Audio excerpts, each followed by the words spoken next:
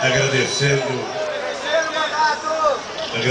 ao nosso companheiro, Pezão, governador e exercício do Estado do Rio de Janeiro, dizer para vocês que eu vi a relação dos artistas que vieram cantar hoje aqui. Eu acho uma pena a gente estar fazendo discurso quando a gente deveria estar ouvindo música. Mas de qualquer forma, os organizadores precisam de discurso, então vamos fazer um discurso aqui. Uma coisa importante é que este é um daqueles momentos quase que mágicos que todo político, que todo presidente sonha viver. No último dia 23 de julho, sancionamos em Brasília a lei concedendo anistia póstuma a João Cândido Feliberto, o Almirante Negro. Foi um momento importante, carregado de simbolismo, mas ocorrido dentro de um gabinete.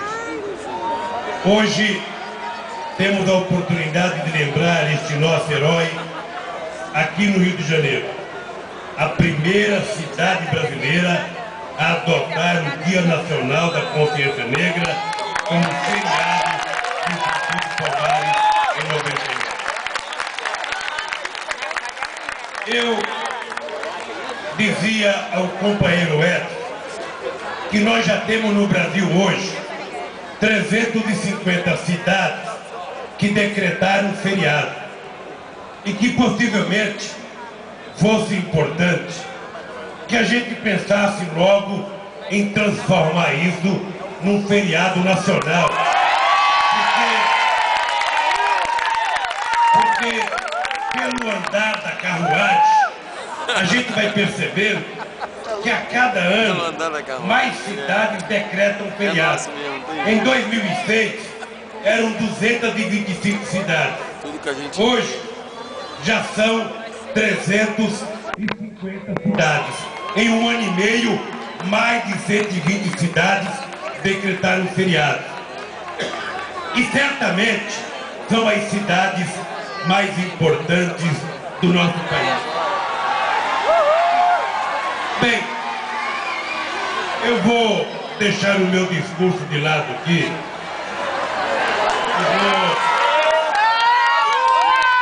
Eu vou tentar ter uma conversa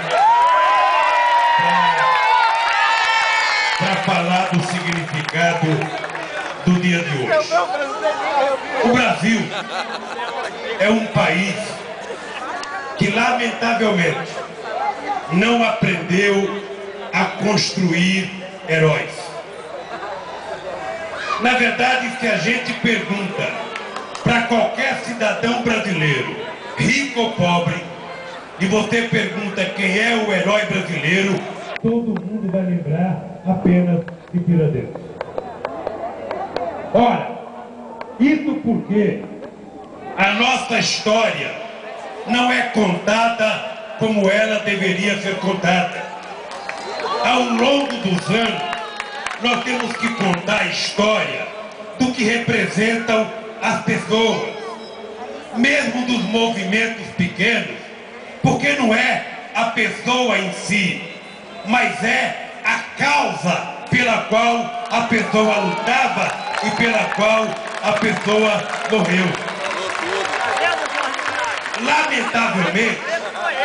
Lamentavelmente, a gente tem que esperar, às vezes 50 anos, 60 anos, 100 anos, para que um fato histórico seja considerado importante e para que os personagens daquela história se transformem em referência.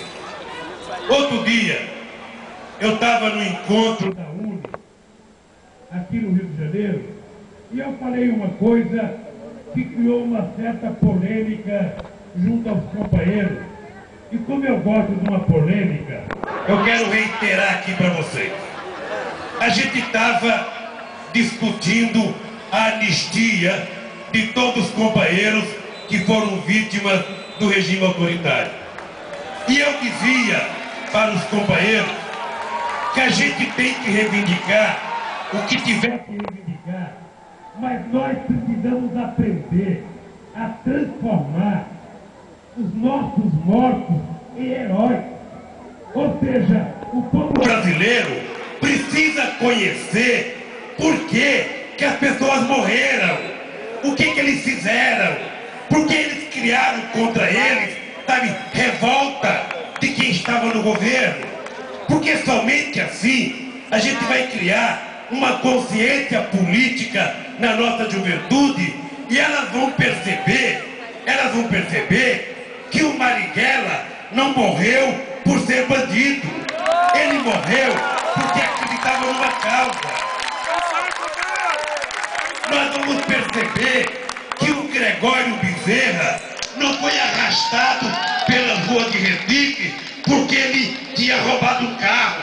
É porque ele defendia liberdade democrática neste país.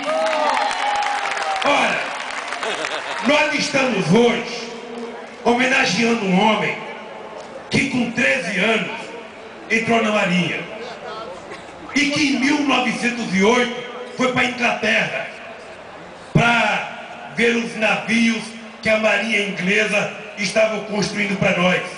E foi da Inglaterra que esse jovem, na verdade jovem não, uma criança com 13 anos de idade, foi em Londres que ele descobriu que tinha naquela cidade uma revolta dos marinheiros ingleses contra os comandantes pelos tratamentos que os marinheiros recebiam.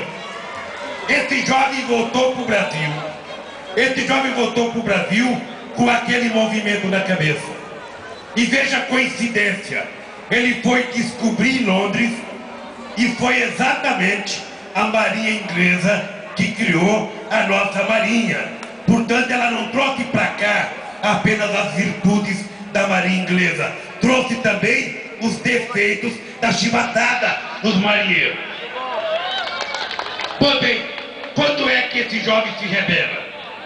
É quando esse jovem vê um companheiro dele ser condenado a 250 chibatadas e mesmo desmaiado continuaram a bater com a chibata nele. Eu não sei se umas costas do ser humano aguenta 250 chibatadas. Eu não sei. E eu não sei quantos brasileiros hoje teriam a coragem e a dignidade de se rebelar contra os seus comandantes, como João Cândido fez naquele tempo.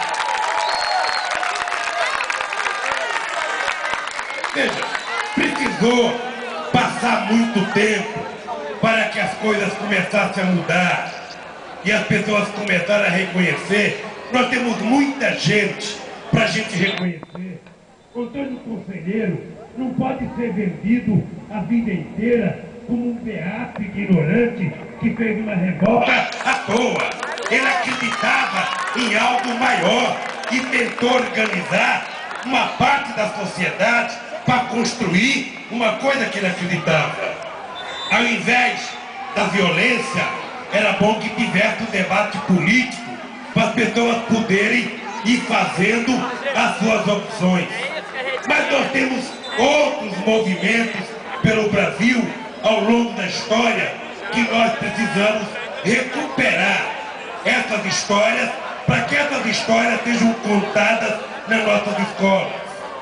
A gente jamais iria resolver a discriminação ao negro do país se a gente não tivesse tomado a atitude de fazer com que a história dos negros no Brasil fosse contada na escola brasileira, para que uma criança saiba. Porque os negros viviam em liberdade na África. Eles foram transformados em escravos quando foram presos e, lamentavelmente, presos por pobres africanos que escravizavam para vender para português. E eu tive o prazer ou seja, de ter uma das maiores emoções da minha vida, de ir ao Benin, ir lá e visitar um lugar chamado a Porta do Nunca Mais. Era uma espécie de uma cela aonde os negros chegavam lá, eram separados, meninas, mulheres, homens, ficavam vários dias lá e aí encostavam o navio negreiro. Quando ele saiu naquela porta e olhava por lá, eles sabiam que eles jamais voltariam para o seu país. Viriam para cá, iriam para os Estados Unidos, iriam para Cuba e para outros países. Eu acho que a gente tem que olhar para a África e de vez em quando imaginar, e de vez em quando a gente refletir por que que aquele continente continua sendo o continente mais atrasado do planeta. Se é verdade que lá é a origem do ser humano, eu fico me perguntando como é possível o continente que deu a origem do ser humano ser o mais pobre. É porque durante 300 anos, se tirou de lá o que tinha de melhor. Jovens, homens e mulheres, jovens com saúde, para trazê-los para cá, para torná-los escravos e para fazê-los trabalhar pelos senhores de engenho que não queriam trabalhar. Eu dou graças a Deus, não à escravidão, mas dos negros terem vindo para cá. Porque a mistura do negro, do índio e do europeu que estava aqui, que era o português, transformou esse povo brasileiro no mais extraordinário ser humano do planeta.